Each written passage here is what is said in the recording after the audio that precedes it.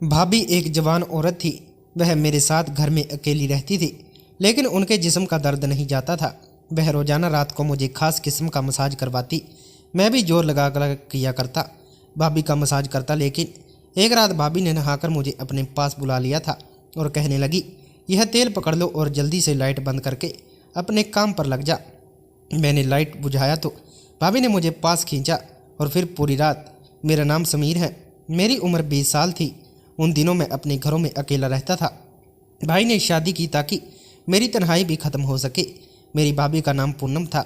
मैं उनको भाभी नहीं बल्कि मोहब्बत से पूनम ही कहता था। भाई के ना होते हुए वह अक्सर उदास और परेशान नजर आती थी। कई दफ़ा मैंने उन्हें चुप चुप कर रोते हुए भी देखा था। मुझे लगा था कि वह विक्रम भाई को याद करती है, तभी तो छुप छुप कर आंसू बहाती है। लेकिन ना ही मैंने कभी उनसे बात कही, ना ही पूनम से खुलकर मेरे सामने यह बात कही थी।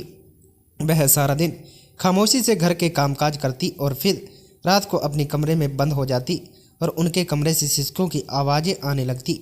दरअसल विक्रम की शादी के अगले हफ्ते ही वह दुबई चला गया था। एक नई नवेली दुल्हन के लिए अपने पति के बगैर तक गुजारना बहुत मुश्किल होता है, लेकिन विक्रम ने यह शादी सिर्फ मेरे खातिर की थी, क्योंकि मैं घर में अब बिल्कुल तनहा रहता था और घर की जिम्मेदारी के लिए किसी और औरत की ज़रूरत थी। इसलिए विक्रम भाई पूनम को मेरे हवाले कर गए थे। तब से पूनम बिल्कुल अकेली थी और मैं ही उनका ख्याल रखता था। वह एक मध्यम उम्र की औरत थी और रिश्ता ना मिलने की वजह से उनके घर वालों ने विक्रम के साथ उन्हें रुखसत कर दिया था, क्योंकि हर गुजरते दिन के साथ उनकी उम्र बढ़ती जा रही थी। एक रात मैं सोने के लिए लेट रहा था कि पूनम ने मुझे कमरे में आवाज़ देकर बुलाया। रात के इस पहर ना जाने भाभी को मुझ से क्या काम पड़ गया था। यही सोचकर मैं तेज़ी से पूनम के कमरे में पहुंच गया था, क्योंकि विक्रम ने जाते हुए पूनम की जिम्मेदारी मेरे कंधों पर डाली थी और कहा था कि मेरे पीछे मेरी बीवी के हर ज़रूरत का ख्याल रखना है।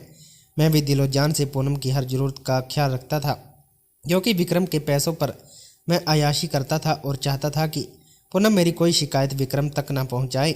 विक्रम ने जब भी कभी वापस आने की बात की थी तो हम कोई ना कोई खर्चा खड़ा करके उनके वापसी को रोक दिया करते थे।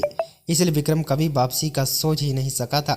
रात के 11 बजे तक वक्त पूनम ने मुझे आवाज़ देकर अपने कमरे में बुलाया था, तो मैं यही सोचकर पहुंच गया कि पूनम का कोई ज़रूरी काम होगा।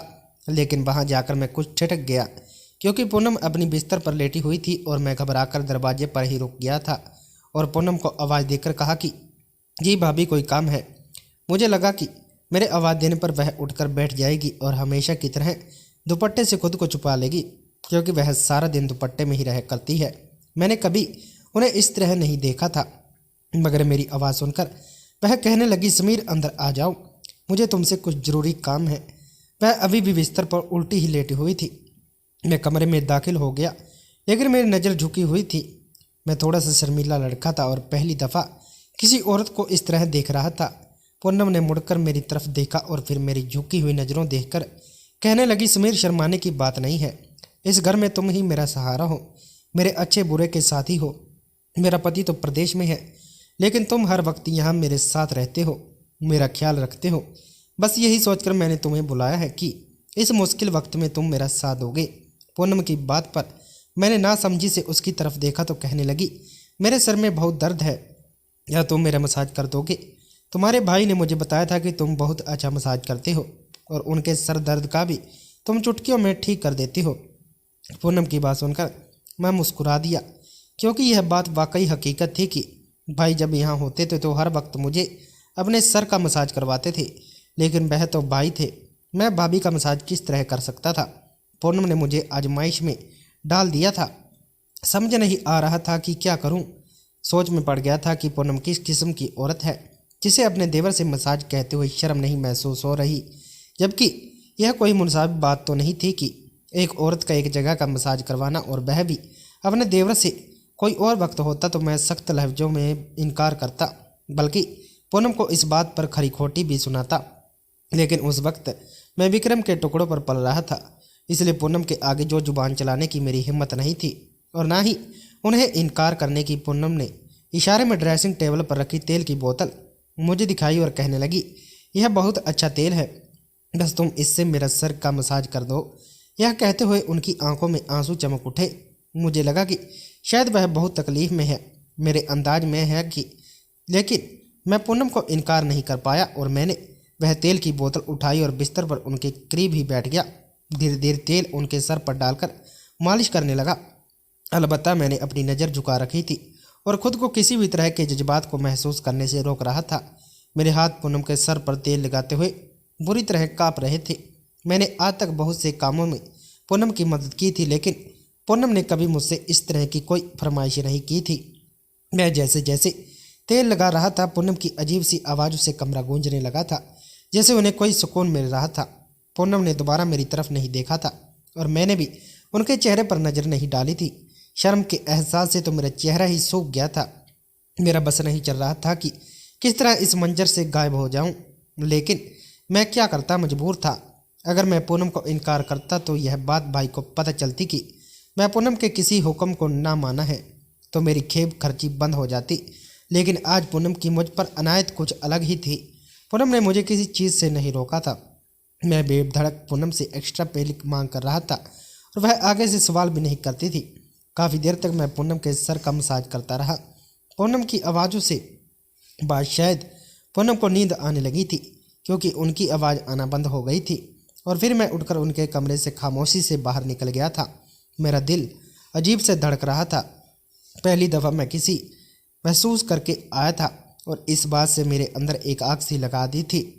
पूनम के लिबास और उनके खूबसूरत रंग ने मुझे अजीब सी नशे में डाल दिया था। और फिर जैसे ही मुझे ख्याल आया कि वह मेरे भाई की है, तो तौबा की और सोचा कि अब आइंदा मैं पूनम के कमरे के वक्त नहीं जाऊंगा। अगली सुबह पूनम ने पूरी तरह से और मेरे लिए नाश्ता बना रही थी। फिर मैं आगे नाश्ता रखकर मेरा शुक्रिया अदा करते हुए कहने लगी, समीर, तुमने तो मेरे सारे दर्द का खात्मा कर दिया है। मैं तुम्हारी शुक्रगुजार हूँ। पूनम की बात सुनकर मैं शर्मिंदा हो गया था और कहा कि असल में आप सारा दिन घर में काम अकेली करती हो, इसी वजह से बहुत ज़्यादा थक जाती हो। मैं कोशिश करूँगा कि आपके साथ कामकाज में हाथ बटाया करूं, फिर आप कोई नौकर रख ले। मेरी बात सुनकर पूनम कहने लगी, मेरी थकान कभी नहीं उतर सकती। जिस दिन विक्रम आएंगे यह थकान खुद बुलटा लफ्ज़ों का मतलब नहीं समझ पाया था, लेकिन वह वापस किचन में चली गई थी। मेरे कॉलेज का वक्त हो गया था। मैं घर से निकल पड़ा, लेकिन सारा वक्त मेरे जहन में पूनम चलती रही। दोपहर को मैं घर लौटा तो दीदी भी घर आई हुई थी। मैंने सोचा कि किसी न किसी तरह मौका देकर उन्हें पूनम के मसाज वाली बात बता दूं, लेकिन पूनम और दीदी तो मिलजुल कर बातों में ऐसी मगन थी कि दीदी ने मुझ पर ज़्यादा तवज्जो भी नहीं दी। पूनम और दीदी की दोस्ती हो चुकी थी और पूनम को दीदी सर आंखों पर बिठा देती। कुछ देर बाद दीदी यह कहकर चली गई कि उनके पति काम से आने वाले होंगे और मैं उन्हें मसाज वाली बात कहकर कुछ देर बाद आराम करने के बाद मैं कमरे से निकला तो मैंने देखा कि पूनम कपड़े धो रही थी और बड़ी मुश्किल से वह कपड़ों की बाल्टी उठाए छत पर जा रही थी। यह देखकर मुझे शर्मिंदगी हुई कि वह सारे कपड़े मेरे थे और मेरी वजह से उन्हें इतनी तकलीफ में भी छत पर जाना पड़ रहा था। मैंने फ़ौरन पूनम को आवाज़ दी और बाल्टी उनके हाथों से ले ली। पूनम का सारा वजूद पसीने से भीग चुका था, क्योंकि गर्मी की शिद्दत थी और फिर कुछ कपड़े धोते हुए उनका लिबास भी हल्का हो गया था। मैं पूनम से बाल्टी पकड़कर छत पर पहुंच गया था। फिर मैंने उन्हीं के सारे कपड़े भी रस्सियों पर फैलाए और हम वापस नीचे आ गए। पूनम कुछ अजीब अंदाज से चल रही थी, जैसे उन्हें बहुत ज़्यादा तकलीफ़ हो रही थी। मैंने खुद पूनम से कहा कि अगर आप कहें तो किसी डॉक्टर के पास ले चलूं। मुझे लगता है कि आपके सर में ज़्यादा दर्द है। मेरी बात पर वह उदासी से मुस्कुराई और कहने लगी, यह मेरी गलतियों का नतीजा है।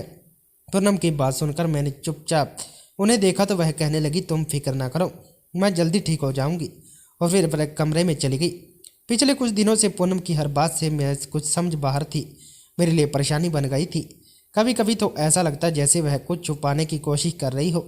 दोपहर खत्म हुई और गर्मी का द्वार भी टूटा तो मुझे चाय की तलब का एहसास हुआ। मैं पूनम से चाय का कहने उनके कमरे के करीब गया तो अंदर से मुझे पूनम की आवाज़ सुनाई देने लगी। वह रोते हुए किसी से कह रही थी, यह सब कुछ तुम्हारी वजह से हुआ है। आज मेरी जो हालत है इसके जिम्मेदार तुम हो। तुम्हारी बातों में ही तो मैंने खुद को बर्बाद कर लिया है। पूनम की बात सुनकर मैं दरवाजे पर ही रुक गया था। ना जाने वह किससे बात कर रही थी। यकीनन वह जो कोई भी था भाई नहीं था। पूनम की बातों का जो रुख मुझे समझ आया था, वह सुनकर तो मेरे रोंगटे खड़े हो गए थे। क्या पूनम के सर दर्द की यह वजह थी कि वह किसी और के साथ गलत तरीके से इससे आगे सोचकर ही मेरे कानों में धुआं निकलने लगा था। मुझे समझ नहीं आ रहा था कि यह बात किससे कहूँ।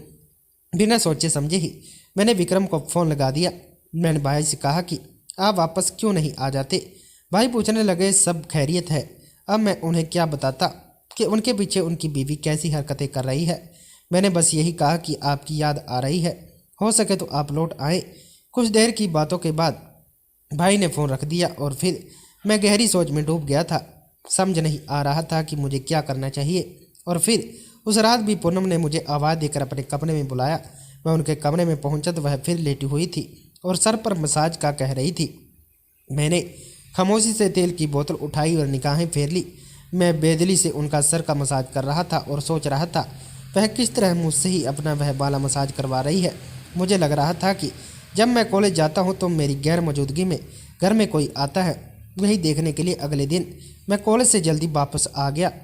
लेकिन यह देखकर मुझे हैरत हुई कि घर के दरवाजे पर ताला लगा हुआ था और पूनम घर में नहीं थी। मैं घर से दूर चुप कर खड़ा हो गया।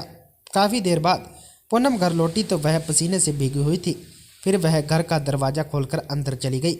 मैं फ़ौरन घर में दाखिल हुआ और पूनम से पूछने लगा कि उसने सारा दिन क्या किया। पूनम ने मुझे घर के कामों की तफसील सुना दी, लेकिन यह नहीं बताया कि वह बाहर क्यों गई थी। अब तो मुझे पक्का यकीन हो गया था कि वह कुछ ना कुछ गलत जरूर कर रही है। सारा दिन मैंने यूं ही बेचैनी के आलम गुजार दिया। मैं पूनम का सच जानना चाहता था। और फिर रात के वक्त पूनम ने मुझे फिर से कमरे में बुला लिया।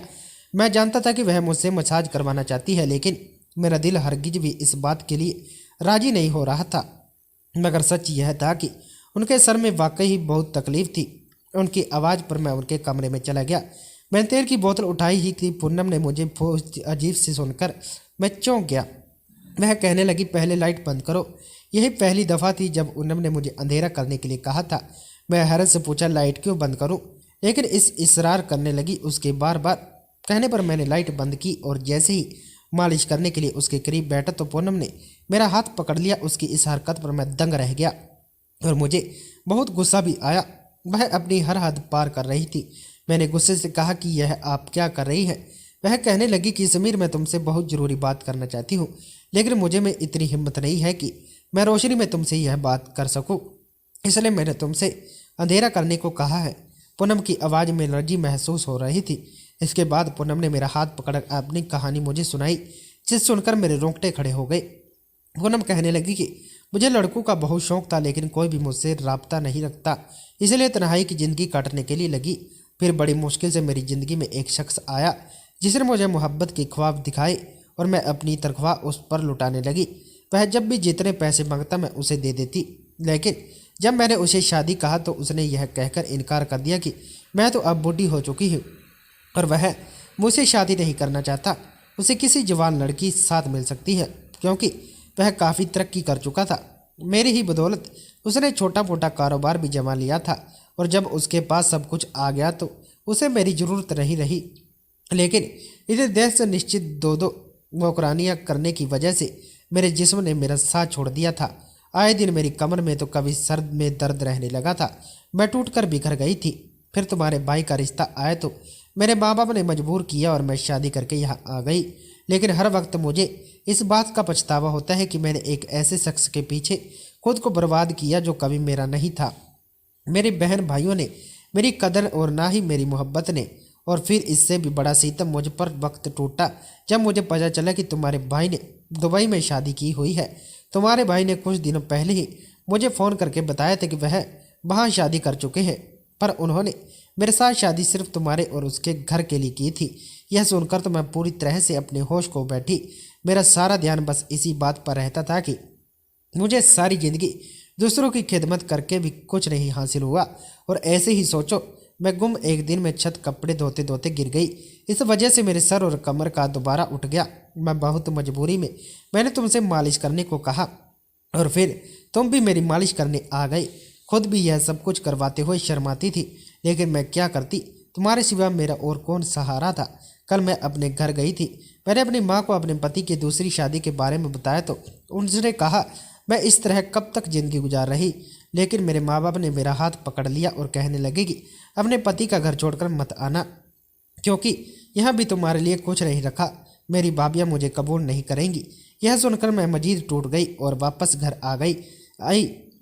मेरी ज़िंदगी में कुछ बा नहीं रहा।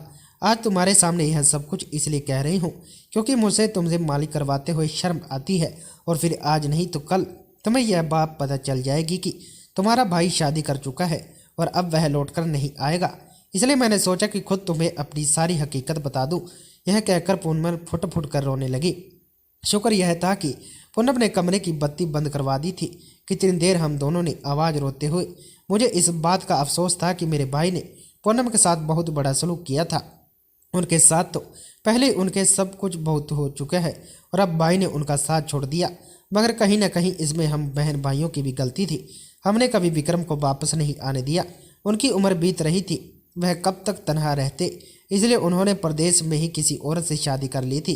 काफ़ी देर गुजरने के बाद पूनम कहने लगी, मैं सारी ज़िंदगी इस घर में खामोश से गुजार दूंगी, तुम्हारी खिदमत भी करूंगी और घर का ख्याल भी रखूंगी।